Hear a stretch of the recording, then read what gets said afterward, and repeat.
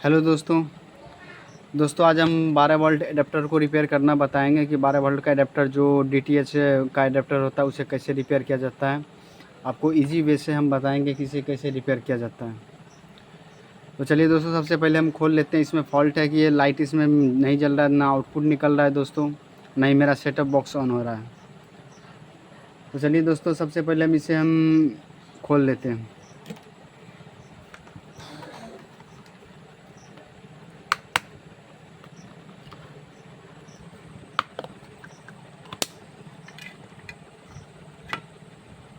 जैसा कि देख रहे हैं दोस्तों, इस प्रकार से कुछ एडाप्टर का सर्किट रहता है दोस्तों। और इस एडाप्टर में फ़ॉल्ट है कि बार बार लाइट कभी आता है कभी चला जाता है। तो चलिए हम फ़ॉल्ट इसका दिखाते हैं, इसमें क्या क्या फ़ॉल्ट आ सकती है दोस्तों। तो दोस्तों, मेरा जो सबसे पहले एसी का जो ये देख रहे हैं ब्रिज, ये ब्रिज देख रहे हैं, इसमें एसी इन होता है। उसके बाद इससे आउट 300 वोल्ट निकल के ये डायोड के ज़रिए ये ट्रांसफार्मर को स्विचिंग करते हुए ये 12 वोल्ट यहाँ पे आउटपुट निकालता है। और इस प्रकार के 12 वोल्ट का एडाप्टर सारा का सर्किट इसी प्रकार का रहता है दोस्तों। और इस सर्किट को रिपेयर करने के लिए ज़्यादा इसमें कुछ ज़्यादा कोई हेवी कंपोनेंट का यूज़ नहीं किया गया दोस्तों। सिर्फ एक मॉसफेट है यूज़ किया गया जो स्विचिंग का काम करता है दोस्तों। ये 300 वोल्ट को स्विचिंग करके ये डीटी ट्रांसफार्मर के ज़रिए ये 12 वोल्ट आउटपुट कराती है। तो इसमें क्या क्या फ़ॉल्ट आती है दोस्तों, हम सबसे पहले इसे देखते हैं दोस्तों। तो इसमें कॉमन फॉल्ट दोस्तों, ये जो आप देख रहे हैं ये देख रहे हैं एमओवी हाई वोल्टेज का रहता है दोस्तों। और ये एमओवी के फॉल्ट होने के कारण ही ज़्यादातर अक्सर ये प्रॉब्लम देखने को मिलता है।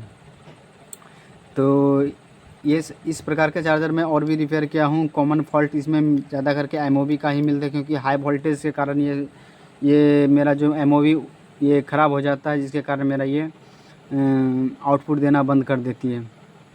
तो सबसे पहले हमें इस एमओवी को रिमूव करके उसके बाद इसके आउटपुट को चेक करते हैं कि आउटपुट मेरा सही बन रहा है या नहीं बन रहा है।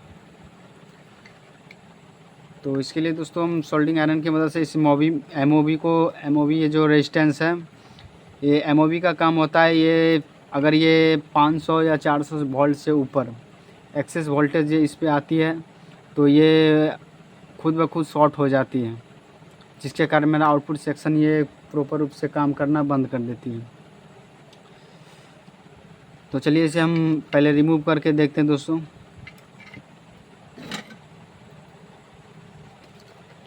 और मैं आपको आउटपुट भी चेक करके दिखा दूंगा।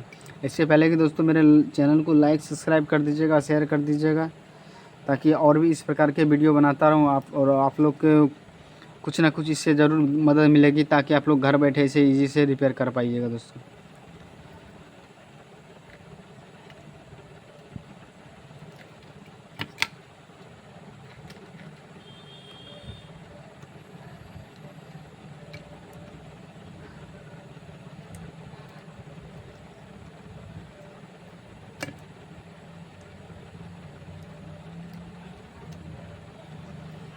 देख रहे हैं दोस्तों, इस प्रकार से मैंने एमओवी को रिमूव कर लिया है।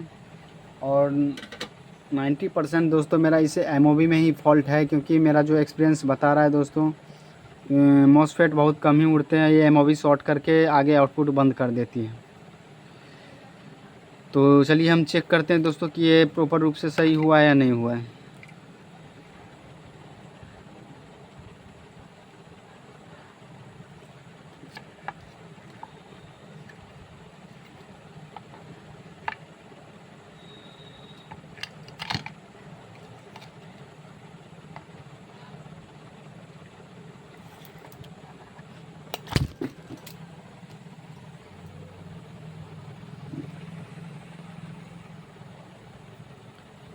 इस प्रकार से मैंने दोस्तों इसे रिमूव कर लिया हूँ। और देखिए मेरा ये प्रॉपर रूप से वर्क करने लगा है। अब मैं आपको आउटपुट भी चेक करके दिखाता हूँ दोस्तों।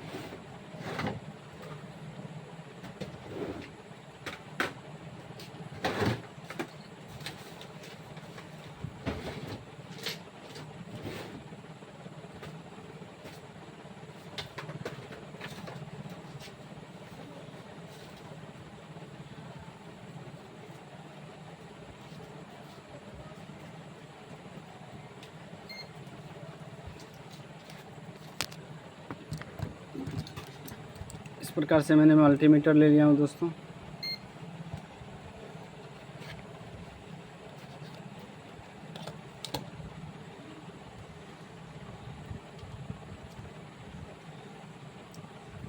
अब मैं आपको इसको प्रॉपर रूप से चेक करके दिखाता हूँ।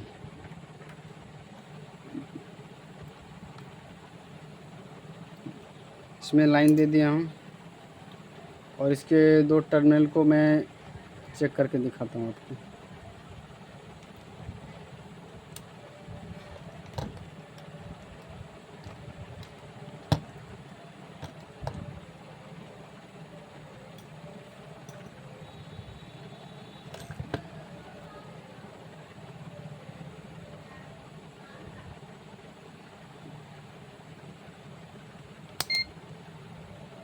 देखिए दोस्तों, ये 12 वोल्ट मेरा प्रॉपर रूप से आउटपुट बन गया है।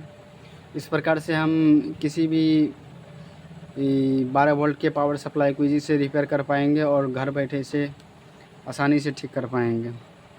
इसमें ज़्यादा मैंने कुछ नहीं किया हूँ दोस्तों, सिर्फ एमओवी को रिमूव किया हूँ। आपको इधर उधर भटकने की ज़रूरत नहीं है, स्टेप बाय स्टेप आपको कॉन्सेप्ट का फॉलो करना है ताकि आपको इसको प्रॉपर बीमारी पता चल सके दोस्तों। इसके बाद ये जो लास्ट में आती है एमओवी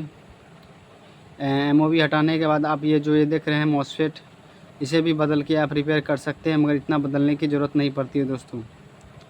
आप छोटे मोटे कंपोनेंट बदल के इजी से इसे आप रिपेयर कर पाइएगा। इसके बाद जो ये आता है filter capacitor, line filter capacitor, इसे आप चेंज करके भी इसे आप इजी से रिपेयर कर पाइएगा दोस्तों। और अगर आपके पास वोल्टेज का कम इशू, इसमें 12 वोल्ट से कम अगर आउटपुट दे रहा है, चलिए 7 वोल्ट 8 वोल्ट इस प्रकार का कोई वोल्टेज दे रहा है, तो इसमें आपको इस कैपेसिटर को सबसे पहले चेंज करके देख लेना है।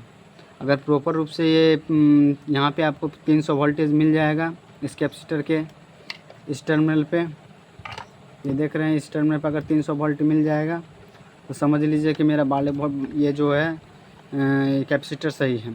अगर यहाँ पे आपको 200-250 आसपास इस कैपेसिटर पे मिलेगा तो समझ आइए दोस्तों मेरा इस कैपेसिटर में कुछ ना कुछ प्रॉब्लम है, ये करंट स्टोर नहीं कर रहे, जिसके कारण मेरा आउटपुट प्रॉपर नहीं बन रहा है।